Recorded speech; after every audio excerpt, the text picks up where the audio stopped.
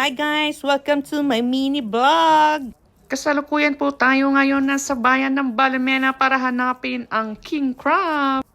King crab, asan ka na? Ayun, gotcha! Ang laki ng mga crabs guys at puro babae yan. Di ko nga alam kung anong meron sa mga babae basta sabi lang nila babae daw dapat ang piliin. Charot. Nasa babae kasi ang sarap. Ay, joke. May scallops pa kami nakita kaso ang mahal. 4 na piraso lang nagkakahalaga na ng 5 pounds. Hindi na sana namin kukunin kaso tinimbang na eh.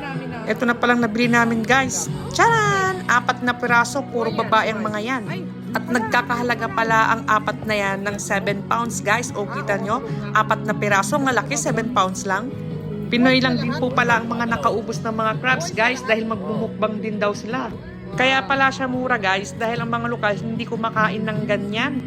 O diba guys, 4 na piraso lang, 7 pounds na. Magkano na lang kaya pag kinonvert mo? 72 times 7. Yun na yung price nun sa Philippine peso. Actually guys, hindi pala talaga siya king crab. Tinawag lang namin siyang king crab dahil hindi namin nahabol yung king crab kanina na napakalaki. Aagahan na namin sa susunod. Hehe. Mukbang kayo sa amin bukas. Hehe. Hanggang sa susunod. Paalam!